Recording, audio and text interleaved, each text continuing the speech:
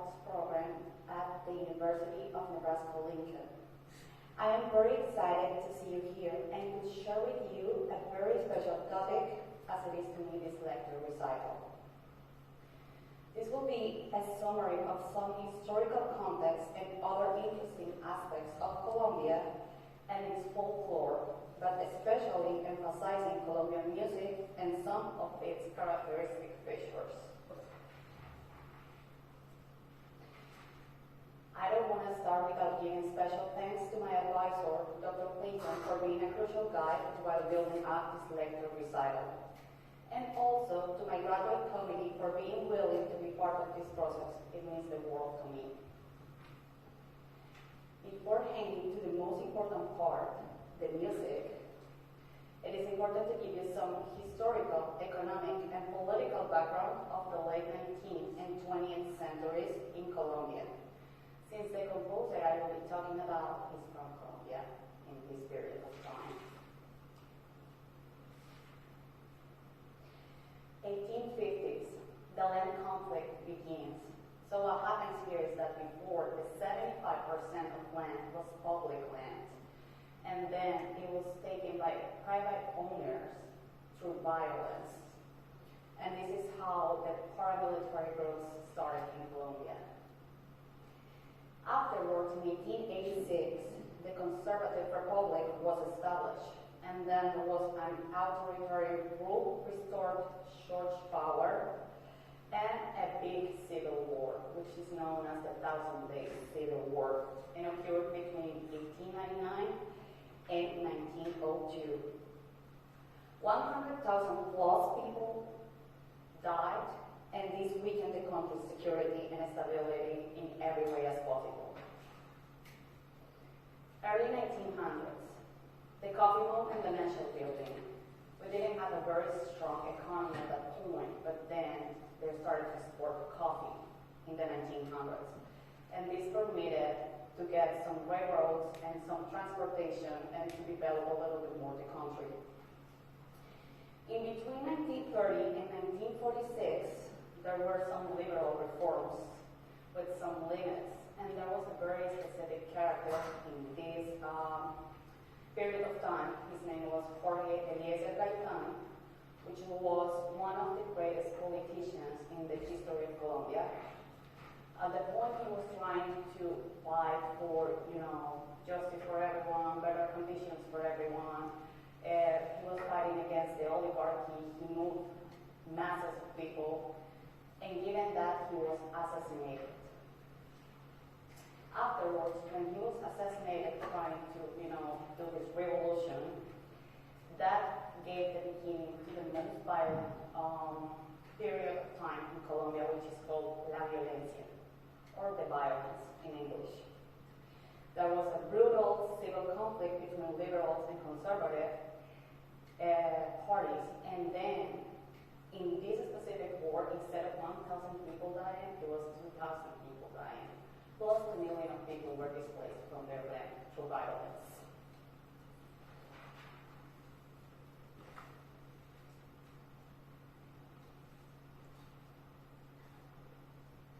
About the economic foundations, once they established the order, Colombia had an agriculture-based economy based on coffee, bananas, oil, and emerald production. The wealth remained on the landowners, and laborers stayed impoverished. In the early 20th century, coffee exports, fuel transport, industry, and urban growth, and the post-World War II impulsed Colombia to import substitution, industrialization, and to export more coffee. This information was taken from Richard Strickberg, a senior advisor in the Norwegian Refugee Council. Now, knowing what was going on when the composer was alive, it's important to talk about the international background. And this is about the women's role in composition in the 19th and 20th centuries, even in Europe. As you can tell, we have three special women here. We have Clara Schumann, we have Fanny Mendelssohn, and from Latin America, well known as a pianist and composer. She was known as the piano Valkyrie at her time. She was a great pianist.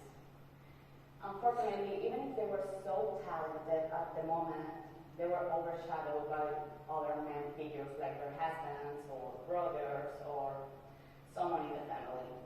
So yes, they made it through to be very well known, but it was not a common thing in the 18th and 19th centuries.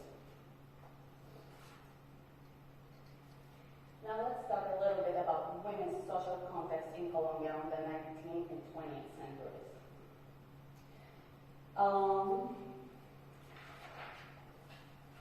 About education, most of the women didn't have access to education before 1945. Women who had access to education were people from the upper class families and people who had the money and the wealth to get access to it. They mostly could go probably until middle school and going on their Catholic Romanian schools. That was the maximum they could do. They fought until 1945 to get the right to vote and to be part of the democracy in the country. And they were expected to be housewives in a patriarchal society and play key roles as military, given military efforts or as spies. Now this is the most important thing. This was a really nice discovery. Her name is Carmen Quintero. There's not a lot of available information about her at the moment. We don't even know when she passed. There's few information about her. But she's a Colombian composer. She was alive at the very ending of the 19th century, beginning of the 20th. She was active between this period, composed 31 pieces for piano solo. This is what we have found in national archives and also private collections, including popular genres like pasillos, danzas, ragtimes, and waltzes. Little is known about her birth, death, education, or personal life. We don't even know who was her husband. But it's probable that she came from a culturally influential upper-class family, which likely gave her access to music education. It is known that her mother, Cristina Garay, was the sister of Epifanio Garay, a famous Colombian painter and politician. She was his niece. And her cousin, Narciso Garay, was a prominent violinist, composer, and diplomat. And he studied composition in Paris under the tutelage of Gabriel Fauré. Given this information and that his family went to Paris with him, and that he was almost the same age as Carmen, it is likely that Carmen traveled to Paris with them and that maybe was influenced by or studied with French composers. Her music reflects the elixir culture of the 19th century, and given her limited biographical data, this reflects the underrepresentation of women composers in historical records in Latin America. This is why researchers like Leslie Berrio, a Colombian pianist that dedicates his life to play Colombian piano music, are working to recover and document the contributions of forgotten female composers like Carmen Manrique.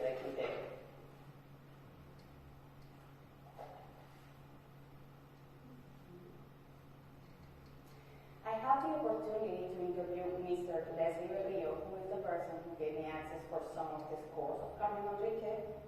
And here are the most important questions I think that will be very useful to understand her stylistic compositional side. So, first one, how was your discovery of Carmen Manrique? This discovery was very special because I hired someone in Bogota, a student of the National University. He was initially asked to help me just take photos of random women composer compositions. And then we figured out that there was an outstanding one that had more than one composition, and that was Carmen Manrique. I never expected to end up making a record focusing only on her music. The second one. Have you found any particularities on Carmen's scores? Many of Carmen Manrique's scores are first editions or only editions. We don't have the manuscripts. Since the transcriptions in Colombia at the time were done by tracing over manuscripts, it's possible that errors were made. Most original manuscripts are lost, so we only have the transcriptions to work with.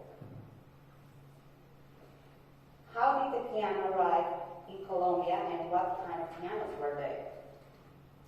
Pianos arrived in Colombia on ships from the US. They were traded for bananas and other agricultural products. Most of these pianos were upright pianos or pianolas, which played pre-recorded music on rolls for social events or salon dances.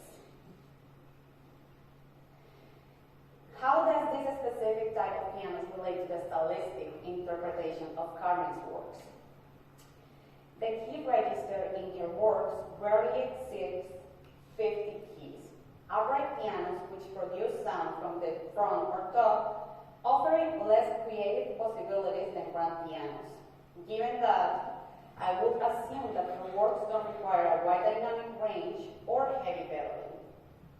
They are intended to sound drier and clearer. What about the dedications and titles related to women? Most of her piano works are dedicated to women. Who do you think this woman could have been? The dedications and titles of the works have a more realistic aesthetic, focusing on people or urban themes rather than in nostalgic references. The works were likely not published for their importance, but rather as gifts or intended for individuals in social roles or artistic sponsors. Are there other composers at the time that could have influenced her music? Some Latin American composers like Eduardo Nazaret? Although there were other composers from the same time, there is no concrete information about their influence. However, I don't believe Nazaret was one of them, as it was easier to trade or travel between the US and Colombia than between Brazil and Colombia. Making contact between them was highly unlikely. And finally, another important question: how do you decide about possible errors in the transcription? How do you assume what is the most accurate accidental to use or things related to the pitch of written octaves or decision making about the form itself? First, trust your ears. To detect when something sounds off, it's also helpful to compare her music with other of her works, to observe her compositional tendencies and patterns. Regarding written octaves, it's better to use the common sense. Given her style and the type of pianos she composed for, large jumps are unlikely. Additionally, remember that many transcribers at the time were calligraphers, not professional musicians. Okay, let's talk about Colombia and its folkloric heritage. Colombia is divided in 5 specific folkloric regions, which are the Caribbean region on the Atlantic coast, the Andean region in the middle of the country, the Pacific region on the west, the Eastern Plains regions on the east, and the Amazonian region. There are dances and typical rhythms of Colombia. Starting with the Caribbean Atlantic coast, we have rhythms like cumbia, porro, mapalé, bullerengue. In the Pacific coast, we have other many rhythms like the aguabajo, bunde, andarele, tiriwandó, majerule. The pictures I'm showing you are the attires they usually wear to dance these dances. In the Eastern Plains, or Los Llanos Orientales, which is basically the Nebraska in Colombia, they dance joropo, pasajes, galerón, and seis por derecho. For the Amazonian region, which is a more indigenous-related area, we have Buriburiki, Danza de Tobas, Danza de la Ofrenda, Danza de los Novios, and Danza de los San Juanes. And finally, I'm talking about the Andean region because this is where we are focusing. In the Andean region, we have many rhythms like torbellino, sanjuanero, guabina, rajaleña, caña, bambuco.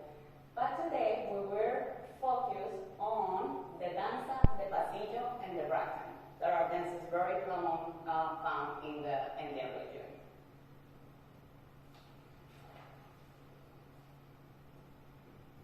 Today, we'll be listening 6 pieces of Carmen Manrique de Quintero.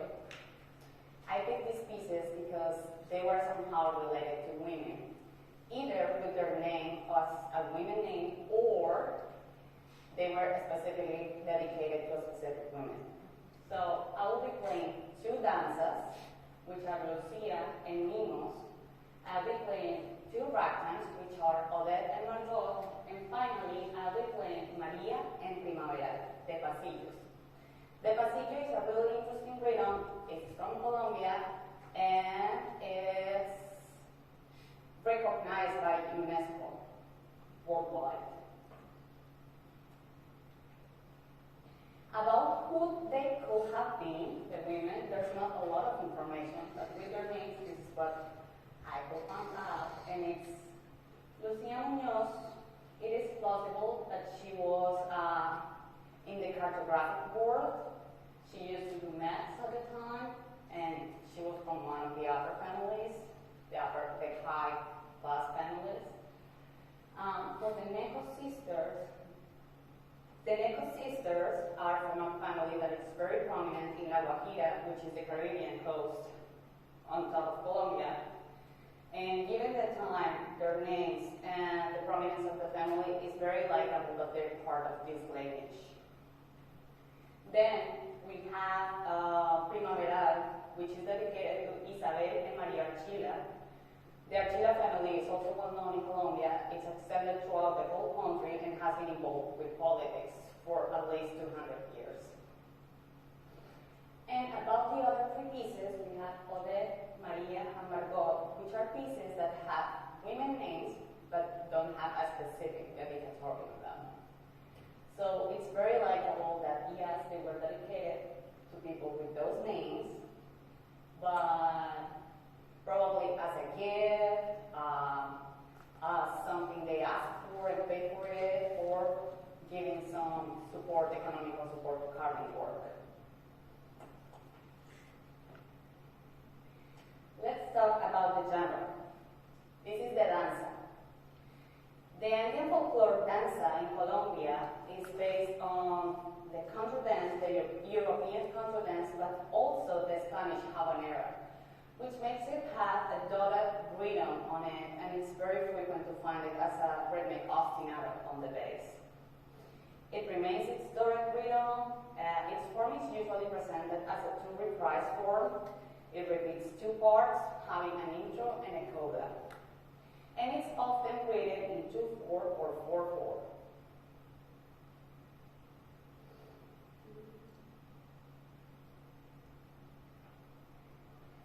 This is how it looks like as a dance.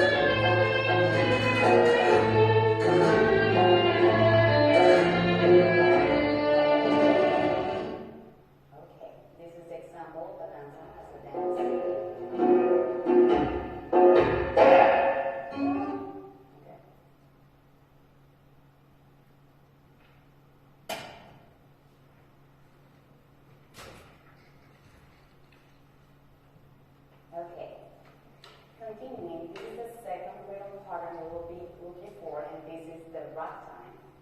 It has some characteristic features. It is usually defined by a syncopated rhythm.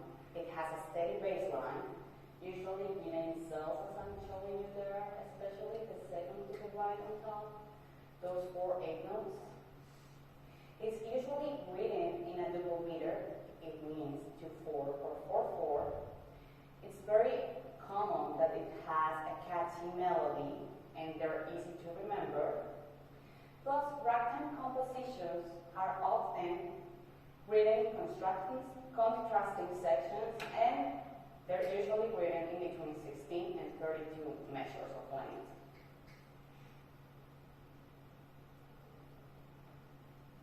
This is how the ragtime looks as a dance.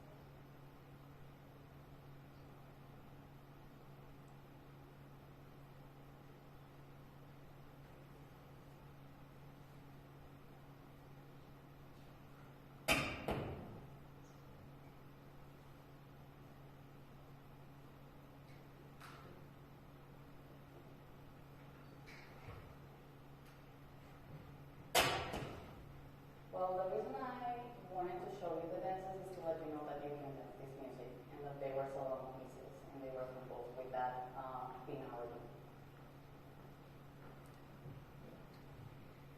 Let's talk a little bit about the Pasillo. It has some characteristic features. It was originated in Colombia and Ecuador. The Pasillo is a musical dance in genre originated in the Andes during the independence period. It is popular in Colombia and Ecuador. It's characterized by having a syncopated melody, a waltz-like rhythm, like the European waltz. And usually when it has lyrics, it talks about love, life, and death. About its melody, it's usually a syncopated and hemiola patterns. About the rhythm, it's usually a waltz-like rhythm, often written in 3/4 meter. For harmony, it's usually written for single triadic chords, not a lot of progressions, and it can be played by one instrument or ensembles. It includes guitar, mandolin, bandola, and other instruments. I will show you the choreography, but I don't know if it will work, so let's discuss a little bit about the pieces. About general features, Carmen Quintero usually begins with a 4-bar introduction featuring a pickup, which aligns a lot with Colombian Indian music folklore. Even when there's no intro, pieces usually start with a long pickup before the melody starts. Her melodic motifs tend to anticipate the beginning of the sections and the regional trait of it. After the intro, she usually states a first theme in the tonic key and then repeats exactly. A big theme follows usually in the same key, occasionally modulating to the relative major or minor third, which is not very common for music at a time, at least not in Colombia. Then return to the original key, she usually does it following a 2-5-7-1 progression. Here are some exceptional examples, and I will start with Lucía. So with Lucía, instead of keeping the cadence on 2-5-1, what she does at the very end is presenting a B flat major chord that doesn't sound like it. It sounds more like a D minor with an added 6 chord, presenting the key in a very subtle way.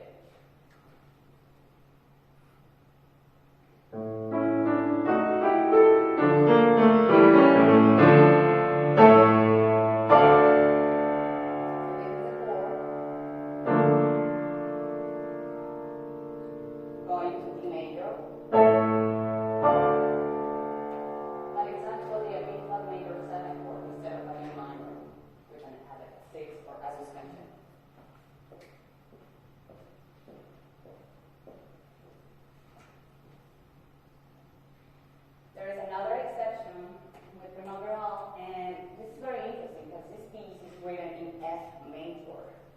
What you will expect from an F major piece is that the second section goes to the 5th grade, which is the major 5th, in this case scenario, C major, or maybe the relative minor that is B minor.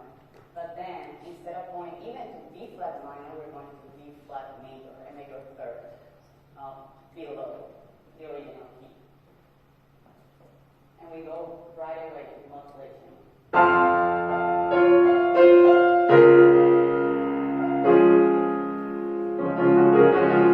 Where else you will be looking for with your ears for this? Instead of. Which is a really interesting feature for the music. It works well, but it's just because she presented it in a subtle way and they are sharing some tones. Other samples of her compositional style, this is the same. I was showing you modulating from F major to D flat major. She usually modulates to a major 3rd below the original key in the 3rd section of the pieces. And in other pieces, she may modulate to the subdominant key. So it's very interesting because, in example, Odete and Margot, she starts with the tonic key but ends up on the minor key, instead of finishing with a half cadence or in the original key.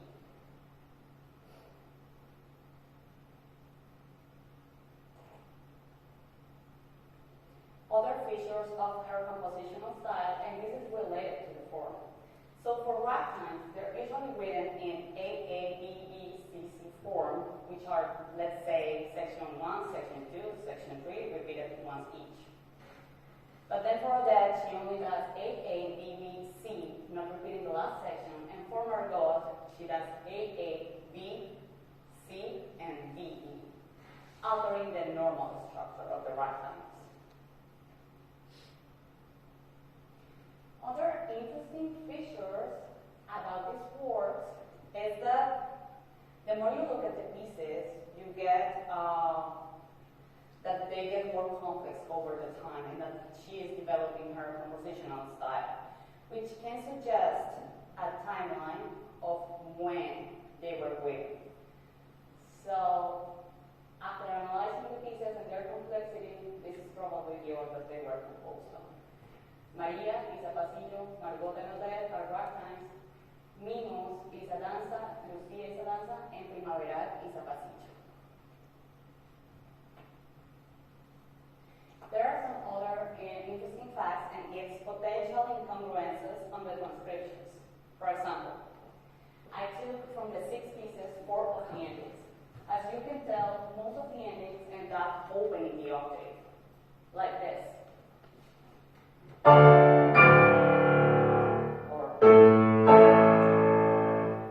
and the final. But then there are 2 specific pieces where the octave is not written or specified. This will be Margot and Primaveral at the very ending. As we were talking to Leslie Rio, we were talking about these incongruences, and I was asking him, like, how do you know what to do? And it was very wise because it's true, you need to observe what's going on with her other pieces to get to know how to solve these kind of incongruences with the music. Especially keeping in mind that the transcriptions were done by people who were musicians. So it's normal that they maybe make errors while transcribing the octaves. So I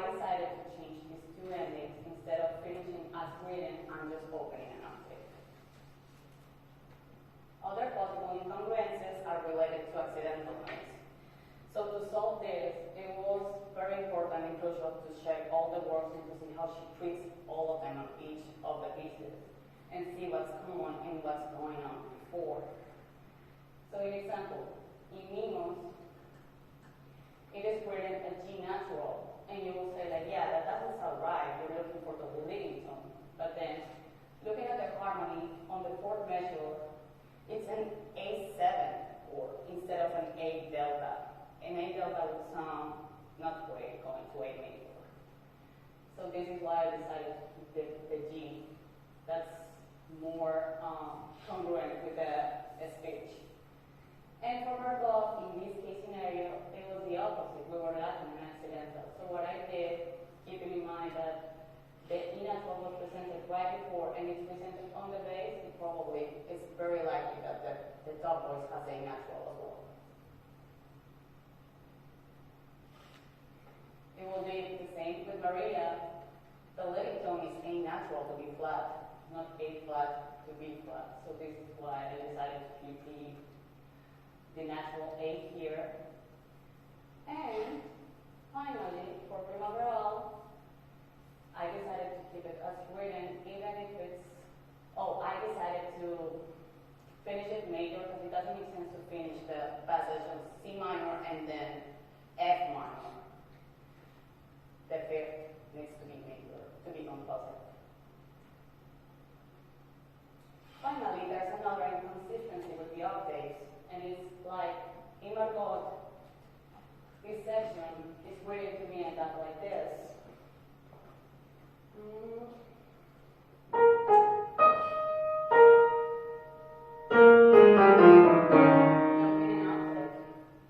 So what I did was just keep it in the same octave until the very ending of the section so they don't have to do the big jumps. Given that she composed for pianolas or smaller pianos, that makes more sense than jumping a whole octave.